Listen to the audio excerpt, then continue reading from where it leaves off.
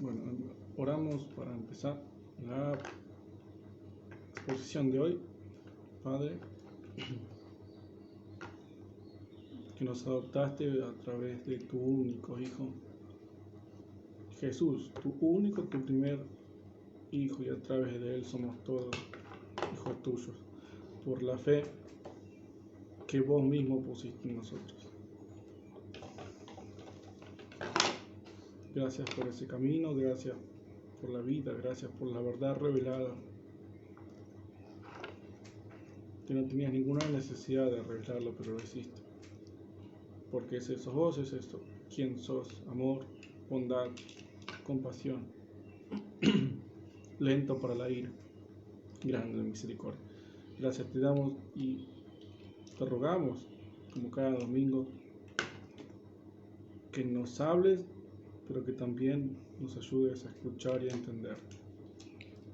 Porque nosotros solos, por nuestra cuenta, como seres humanos, como criaturas débiles, no podemos verte, no podemos entenderte, no podemos conocerte. Solo por vos, por tu Espíritu, logramos apreciar la verdad en tu palabra.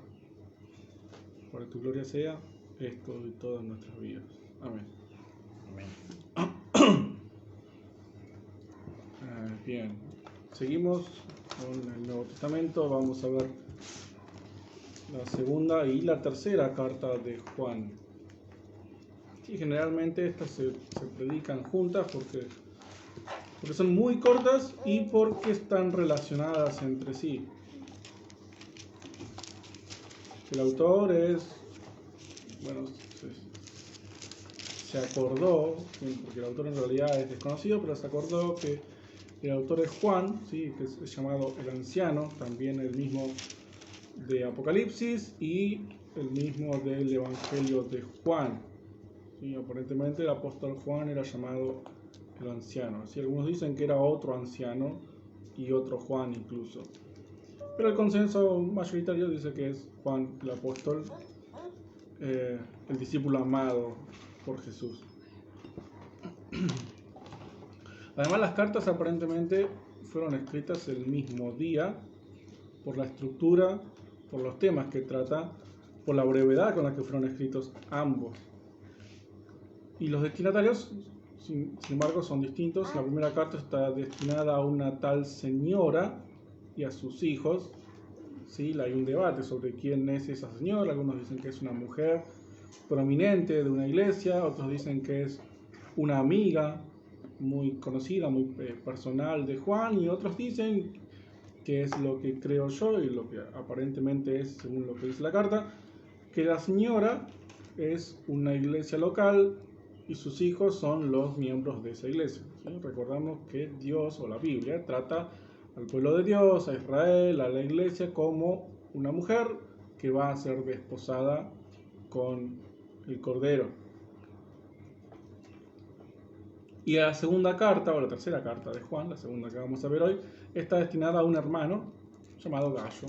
¿Sí? Que es un hermano más, ni siquiera es un pastor, es un miembro de una iglesia, pero destaca por la actitud que está teniendo para con sus hermanos. Y aunque sean cartas distintas y con destinatarios distintos, el propósito de las dos cartas es básicamente el mismo: proteger la unidad de la iglesia. Juan escribe con una preocupación y con una intención de proteger la unidad, la comunión de la iglesia. Sí, en la segunda carta de Juan lo hace llamando a los creyentes a la vigilancia, a vigilar la iglesia contra, en este caso, los falsos maestros. Y en la tercera carta lo hace animando a los creyentes a servir, al servicio, principalmente servicio a sus hermanos. Y los temas principales de las dos cartas son la verdad y el amor. Es decir, el apóstol, el anciano, se centra en estos dos temas para cumplir su propósito de proteger la unidad de la iglesia. Y a la señora, a la iglesia local, y a Gallo, a su hermano amado. Entonces vamos a ver cómo usa estos dos temas y cómo cumple su propósito el apóstol. Vamos a leer primero la segunda carta de Juan. Incluso la podríamos leer completa porque es muy breve, pero lo que sí voy a leer son los primeros 6 versículos porque es importante resaltar la cantidad de veces que utiliza la palabra verdad. Del anciano, para la señora elegida por Dios y para sus hijos, los amo de verdad, y no solo yo, sino también todos los que conocen la verdad. Y los amamos por causa de esa verdad que permanece en nosotros y que estará en nosotros para siempre. El generoso amor, la compasión y la paz de Dios Padre y de su Hijo Jesucristo estarán con nosotros. Estas bendiciones serán nuestras mientras vivamos de acuerdo a la verdad y el amor. Me alegré mucho porque encontré a algunos de tus hijos viviendo de acuerdo a la verdad, tal como el Padre nos enseñó. Ahora, estimada señora, te ruego que nos amemos unos a otros. No estoy dando un mandamiento nuevo, sino el que hemos oído desde el principio. El amor es poner en práctica los mandamientos de Dios. Es el mismo mandamiento que ustedes han oído desde el principio, que vivan una vida de amor. Y voy a leer hasta acá primero. Así que a pesar de que es una carta muy cortita, tiene una estructura. Vemos que empieza con un saludo. Vemos que después felicita con alegría a la señora, a la iglesia, porque sus miembros estaban viviendo de acuerdo a la verdad. Y después vamos a ver en la segunda mitad que hace una advertencia y después, bueno, termina con un saludo. Pero en esta primera mitad vemos la cantidad de veces que Juan se refiere a la verdad. Sí, los amo yo y todos los que conocen la verdad también los aman a ustedes. Y esa verdad, dice, es la que hace que los amamos por causa de esa verdad, la que hace que se amen. Los amamos por causa de esa verdad. Es decir, si no estuviese esa verdad, no habría este amor de que Juan está hablando. Entonces dice después, vivamos de acuerdo a la verdad y el amor. Estas bendiciones van a estar con nosotros mientras vivamos de acuerdo a la verdad y el amor. Y Juan vio que estos miembros de esta iglesia estaban viviendo de acuerdo a la verdad y el amor. Y esta verdad, ¿qué es esta verdad? Esta es, primero, deja claro Juan por la cantidad de veces que habla al respecto que es importante conocer la verdad. Esa es la base. Uno no puede amar, no puede vivir entonces si no se para sobre esta base sólida que es la verdad de la que Juan está hablando. ¿Y de qué verdad está hablando Juan? Bueno, nosotros venimos exponiendo la Biblia, todos los libros desde el principio y hasta el final. Hemos pasado por temas muy importantes, sobre todo las doctrinas de la gracia, que es como un resumen del Evangelio. Todo eso forma parte de la verdad, toda la Biblia, los temas salidos de la Biblia, pero el principal elemento de la verdad, o lo más importante, es por supuesto el Evangelio. El Evangelio es esa verdad que, como dice Juan, capítulo 8, versículo 32, y si uno busca la palabra verdad, va a ver que en el Evangelio de Juan también aparece muchísimas veces. Juan capítulo 8, versículo 32 dice la frase tan conocida, conoceréis la verdad y la verdad os hará libres. Esa verdad es la que tenemos que conocer, esa verdad es la que nos hace libres. ¿Para qué? Para amarnos unos a otros. Hemos visto a lo largo de toda la Biblia que el que no tiene el amor de Dios, no tiene amor, no puede amar verdaderamente, no tiene un deseo real por el bien de los demás. La verdad que te libera para poder vivir una vida de amor es la verdad del Evangelio. Y dicen también en el capítulo 1 de Juan, versículo 17, que la gracia y la verdad vinieron por medio de Jesucristo. Entonces, sí que esta verdad de la que está hablando Juan es el Evangelio mismo, es la venida de Dios hecho hombre en la persona de Jesucristo a salvar a los pecadores. Esa es la verdad. Esa es la verdad de la que está hablando Juan y en la que hay que vivir. Y que vivían así estos hermanos. Y es que es tan importante la verdad que Proverbios, el capítulo 23, versículo 23, dice muy claramente, compra la verdad y no la vendas. Una vez que que la viste, comprala, y con comprar dice que hay que pagar un precio, y después, una vez que uno la tiene, no venderla, no negociarla la verdad. Porque si vos negocias la verdad, ¿con qué la estás negociando? Con la mentira. Porque verdad con verdad no se puede negociar, son las dos verdades. Entonces la única forma de negociar la verdad es con la mentira. Entonces comprala, tenela y no la vendas, no la negocies, no la intercambies por nada. Y esta idea de comprar la vemos en la parábola del hombre que encuentra un terreno, encuentra en un terreno un tesoro, y ¿qué hace? Vende todo lo que tiene, ahí está el precio, se despoja de todo lo que era importante para él y va y compra ese terreno que tenía este tesoro. Entonces ese hombre encontró la verdad, la compró y ahora no la va a vender, porque sabe lo importante que es ese tesoro, que en este caso es la verdad del Evangelio. Entonces, en esta primera parte, saluda, después los felicita y los exhorta a que continúen de esa manera. Te ruego que nos amemos unos a otros. Están haciendo bien, dando la verdad. Te ruego entonces que nos amemos unos a otros. ¿La verdad cuál es? El Evangelio. ¿La verdad cuál es? También la palabra de Dios. La palabra de Dios, sus mandamientos, que dice un mandamiento, que nos amemos unos a otros. Y el primer gran mandamiento, amar a Dios por sobre todas las cosas. Segundo gran mandamiento, amarnos unos a otros, amar al prójimo como a uno mismo. Entonces, saluda, felicita, porque están viviendo de acuerdo a la verdad, los exhorta, los anima a que continúen así, a que vivan en amor, que entiendan que el amor es la base también de la vida cristiana, ¿sí? Porque la verdad, conocer la verdad, dice que te lleva a vivir en amor, ¿sí? Si uno no puede amar si no conoce la verdad. Y el amor es también amor por la verdad que conociste. Entonces se retroalimenta. El amor, la verdad te lleva al amor, y el amor te devuelve a la verdad. ¿Y por qué hace esto? ¿Por qué dice, ámense unos a otros? Porque la idea de Juan es proteger la unidad de la iglesia. Es cuídense unos a otros. ¿De qué? Versículo 7. En el mundo hay muchos engañadores que no creen que Jesucristo vino como ser humano, y que el que enseñe eso es un falso maestro y enemigo de Cristo.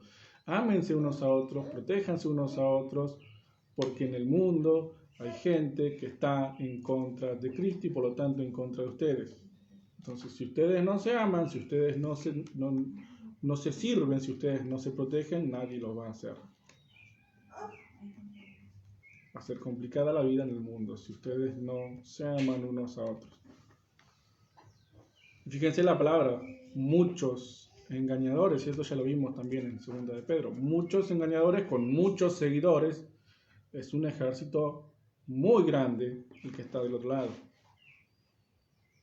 Y lo que está haciendo acá básicamente Juan es lo mismo que dijo en su primera carta, en el capítulo 4, versículo 1, que probemos los espíritus para ver si son de Dios. Tengan mucho cuidado para no echar a perder el resultado de nuestro trabajo y para recibir completa su recompensa. ¿Sí? Es decir, está diciendo, cuidado que para allá, si seguís a los falsos maestros, podés llegar a perder lo que ganaste. Teniendo en cuenta que eso sería apostasía, estamos hablando de los que todavía no se han convertido realmente.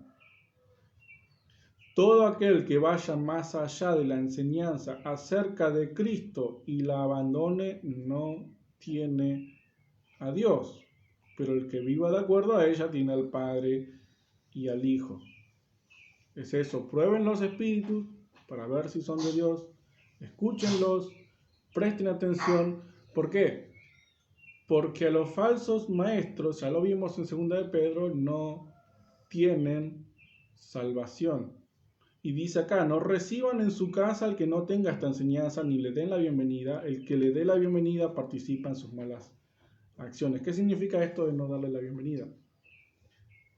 que cuando uno se encuentra con un hermano o con un pastor de otro lado, lo saluda, y lo saluda como paz, bendiciones, Dios te bendiga, y le está dando la bienvenida, lo está tratando bien, lo está recibiendo con una bendición. Esto es lo que Juan dice que no hagas con los falsos maestros. No bendigas a los falsos maestros porque Dios ya los maldijo.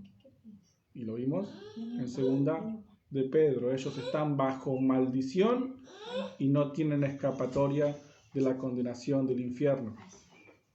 Por eso hay que probar los espíritus para ver si son de Dios, para ver si son estos falsos maestros que no merecen, que no deben ser recibidos, tratados con bendición, deseándole paz, deseándole el bien, porque Dios ya los tiene marcados para la condenación. Tratar de no hacerlo con cualquiera, no tratar a todo el mundo así, pero tampoco tratar a todo el mundo como si fuese tu hermano o alguien, un pastor verdadero. Es probar, fijarte, tener cuidado y actuar de acuerdo a lo que viste, entendiste y Dios te mostró en medio de su palabra y su espíritu acerca de esa persona. Entonces, hace una advertencia acá Juan, que de hecho es el meollo de la carta, el meollo del asunto, es lo más importante. Juan escribió para proteger a esta iglesia de los falsos maestros. Y otra vez, este tema recurrente en toda la Biblia de los falsos maestros, de su peligro. Esto es lo importante de esta carta. No reciban en su casa, no les den la bienvenida. La Reina Valera dice, no saluden al que venga con estas falsas enseñanzas. En este caso, una falsa enseñanza muy obvia, que había gente que decía que Jesús no había venido en carne, o Jesús que decía que Dios no vino como ser humano en la forma de Cristo, en la persona de Jesucristo. Entonces era, no, eso es claramente una enseñanza contraria y opuesta a la Biblia, que es innegable, porque si Dios no vino en forma humana, en la persona de Jesucristo, entonces todo el evangelio se va a la basura. Entonces eso es innegable. El que venga así con una predicación de ese estilo, tan contraria a la Biblia, debe ser rechazado completa e inmediatamente. No hay paz, no hay bendición para esas personas, para los falsos maestros. Los otros están todavía con chance de ser salvos, como lo vimos en Judas. Así que vemos la importancia acá, la forma en la que, o cuánto habla acá Juan de la verdad. ¿Sí? Esa base sobre la que tenemos que pararnos, que nos impulsa a vivir entonces en el amor necesario para proteger a la iglesia de las falsas enseñanzas.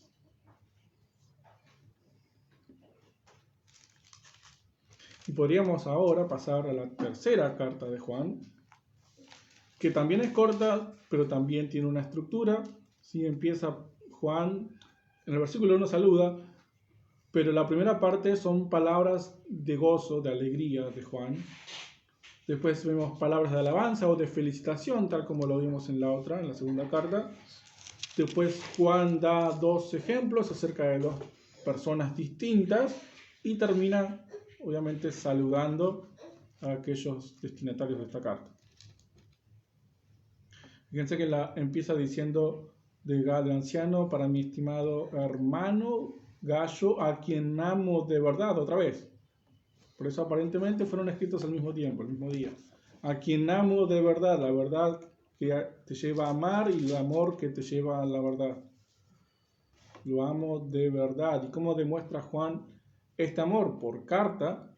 Estimado hermano, le pido a Dios que te vaya bien en todo. Ven que acá a él lo está bendiciendo, que te vaya bien en todo, en absolutamente todo, y que tengas buena salud física, así como la tienes espiritualmente. ¿Sí? La Reina Valera dice que prosperes, que seas prosperado, así como prosperas también en el alma.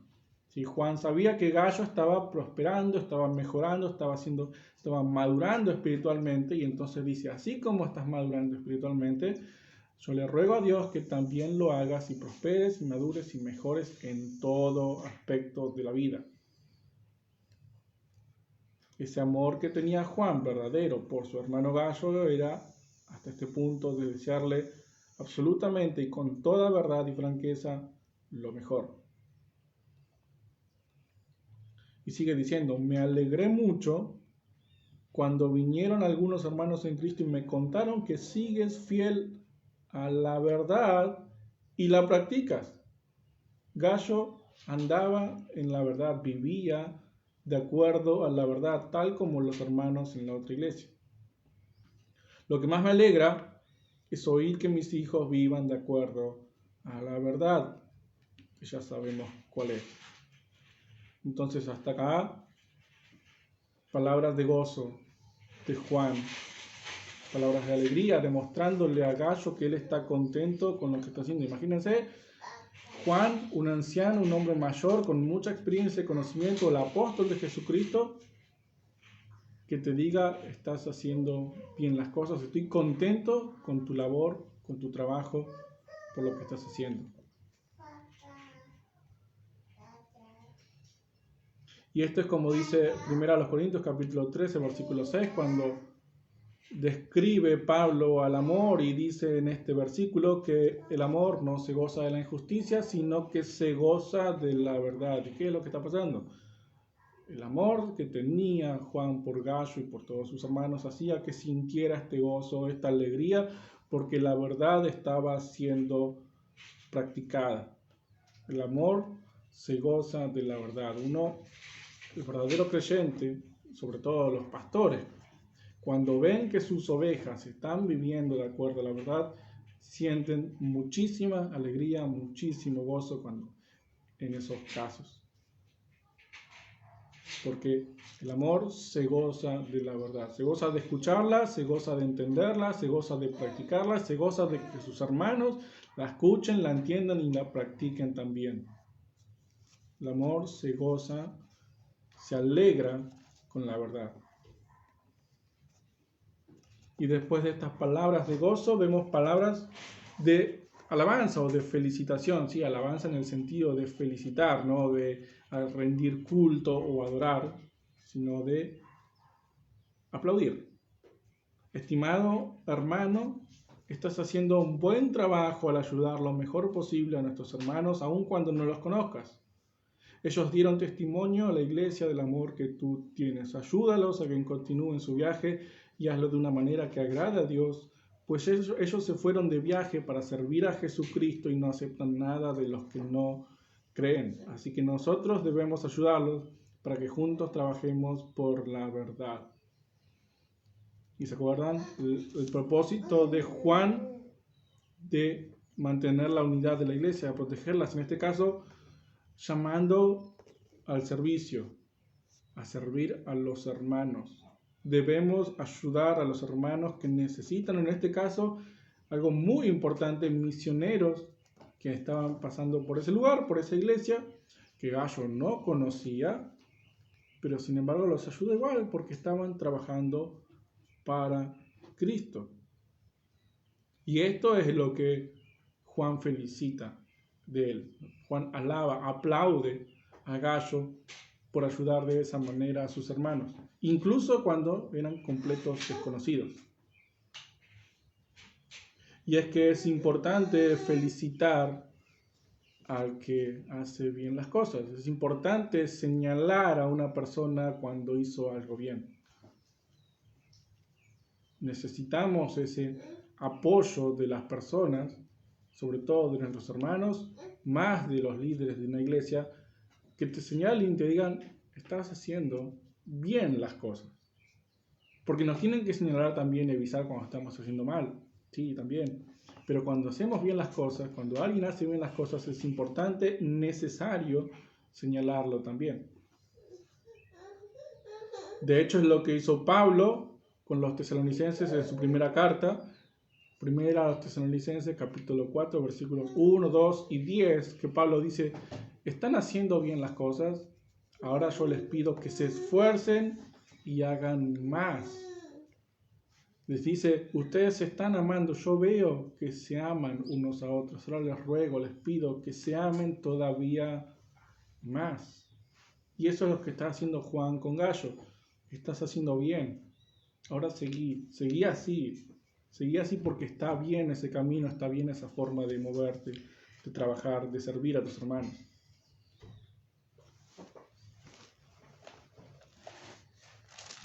Si leemos en 1 Corintios, en el capítulo 4, versículo 5, por eso acá, viene hablando de otro tema, pero termina diciendo, por eso les aconsejo que no juzguen antes de tiempo, esperen a que el Señor venga. Él iluminará todo lo que está en la oscuridad y descubrirá las intenciones del corazón. En ese momento, y escuchen, Dios dará a cada uno la alabanza que se merezca. Es importante, hay que hacer eso de señalar y alabar y aplaudir el buen obrar de nuestros hermanos, de cualquier persona, porque incluso Dios lo hace. Él nos recompensa y nos alaba en el sentido de que nos dice bien hecho cuando hacemos las cosas bien. Él descubre nuestras intenciones, Él ve nuestras obras y aquel que se lo merezca lo alaba, lo bendice, le aplaude, le dice bien. Y segunda a los Corintios, en el capítulo 10, en el versículo 18, segunda a los Corintios 10, 18, dice que no es aprobado el que se alaba a sí mismo, sino aquel a quien el Señor alaba.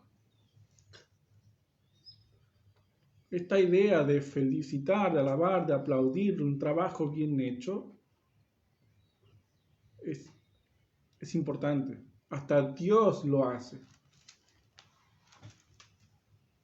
Dios alaba, Dios aplaude. Así que imagínense esa situación así como apareció una voz en el cielo cuando el Señor fue bautizado, dijo: este es mi Hijo amado en quien tengo complacencia. Así Dios también recibe a sus hijos en el cielo y les dice bien hecho.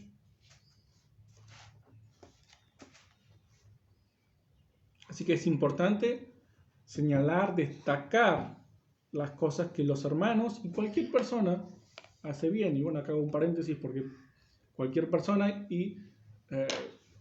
sobre todo para los que tienen hijos, que hay que tenerlos con disciplina, hay que tratarlos con responsabilidad, con severidad cuando es necesario, pero también es bueno y es necesario señalar lo que los hijos hacen bien. Destacar cuando algo está bien hecho, porque eso los motiva a seguir haciendo bien las cosas. Entonces, felicitar al que hace bien, sea a tu hermano, principalmente a tus hermanos, pero también a cualquier persona, es algo que se debe hacer. Y Dios mismo se pone como ejemplo de eso. Y hablando de ejemplos y de imitar, sigue diciendo en el versículo 9 hasta antes del saludo: le escribí una carta a la iglesia, pero Diótrefes, y acá vamos a ver los dos ejemplos, Diótrefes es el primero, no acepta lo que decimos. Él siempre quiere ser el que manda. Por eso, cuando yo vaya, le llamaré la atención por todo el mal que hace. Él dice mentiras contra mí y no recibe a nuestros hermanos, a los que Gayo sí recibía. Tampoco deja que los otros los ayuden, sino que expulsa de la iglesia a los que quieren ayudarlos. Estimado hermano, no sigas los malos ejemplos, sino los buenos. El que hace lo bueno es de Dios, pero el que hace lo malo nunca ha conocido a Dios. Y ya quedarán cada uno decidir si este Diótrefes era un creyente equivocado o era un falso maestro. Porque este Diótrefes era un líder de una iglesia. Él quiere ser el que manda, o probablemente no, que estaba queriendo tomar el mando. ¿Este Diótrefes era un hermano o no era un hermano? Cuando Juan dice, ¿Voy a ir a llamarle la atención? ¿Es para corregirlo con amor como un hermano o es para predicarle el evangelio y decirle que se arrepiente y se convierta? Eso queda a criterio de cada uno. Lo que Juan está diciendo, el ejemplo de Diótrefes, no lo sigas. Pero, versículo 12, todos dan buen testimonio de Demetrio, incluso la verdad misma. Es decir, el evangelio da testimonio de que Demetrio es un creyente de verdad. Nosotros también hablamos bien de él y tú bien sabes que lo que decimos es verdad. Tenemos entonces dos ejemplos: Diótrefes, mal ejemplo; Demetrio, buen ejemplo. Y dice Juan entonces, sigan los buenos ejemplos y no los malos. Lo que nos lleva a la idea de que el ser humano, la idea correcta de que el ser humano es un imitador por naturaleza. Siempre va a seguir los ejemplos de alguien. Siempre se va a comportar como alguien que le enseñó o que vio su comportamiento. De hecho, ¿cómo es que somos hoy lo que somos? Porque seguimos los ejemplos básicamente y principalmente de nuestros padres. Todos somos lo que nuestros padres hicieron de nosotros. Todos somos lo que copiamos de nuestros padres. ¿Cómo aprende un nene a hablar, un bebé a hablar? Escuchando a los mayores. Cuanto más palabras escuche a su alrededor, más rápido va a aprender. Va a aprender lo bueno y va a aprender lo malo. ¿Por qué? Por imitación. El ser humano es un imitador y Juan lo sabe y dice, no imiten lo bueno, lo malo, imiten lo bueno.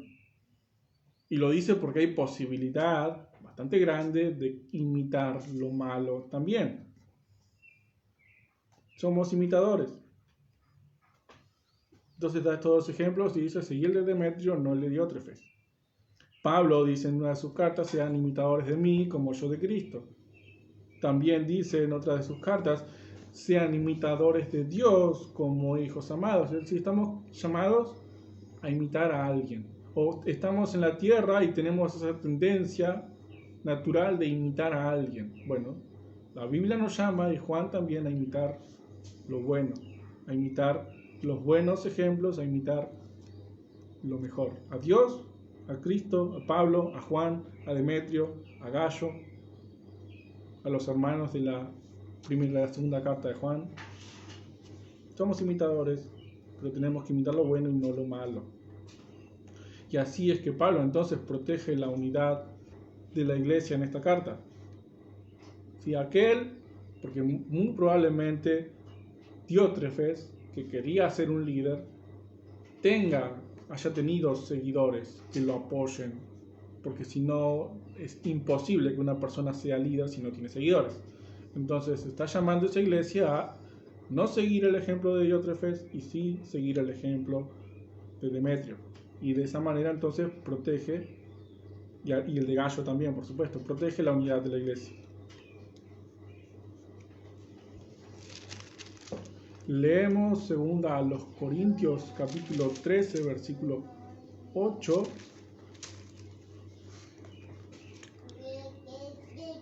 Segunda a los Corintios 13, 8 dice que nosotros no podemos hacer nada que vaya en contra de la verdad, solo podemos hacer lo que está a favor de ella. La Reina Valera dice, nada podemos contra la verdad, sino por la verdad. Es decir, cuando vos querés ir contra la verdad, la vas a tener complicada. Porque no se puede ir contra la verdad, no podemos ir contra la verdad, y menos nosotros, los que conocemos esa verdad. El mundo se revela, sí, pero Dios se resiste a los soberbios. Dios les pone un alto, un freno a su soberbia, a su orgullo, a la mentira. Nadie puede ir contra la verdad, nadie puede destruir la verdad, nadie puede dañar la verdad, nadie puede limitar la verdad, y mucho menos nosotros. Lo único que se puede hacer naturalmente, con facilidad, es ir por la verdad, con la verdad, hacia la verdad. Entonces, imita a aquellos que van por la verdad, no aquellos que van contra la verdad. Y después saluda, que el saludo es el mismo en las dos cartas. Tengo mucho que decirte, pero no quiero decírtelo por carta. Espero mejor verte pronto y hablar contigo personalmente. Que Dios te dé paz. Todos tus amigos aquí te mandan saludos. Saluda a cada uno de nuestros amigos allá. Es el mismo saludo que en la segunda carta. ¿Sí? Tengo mucho para decirte, pero no quiero hacerlo por carta. Y acá el detalle es la importancia de la comunicación personal cara a cara. Que está muy bien la utilización de los medios de comunicación, de las redes sociales, de todo lo que tenemos para comunicarnos a distancia, pero es importante y necesaria la comunicación cara a cara, y es lo que quería hacer Juan.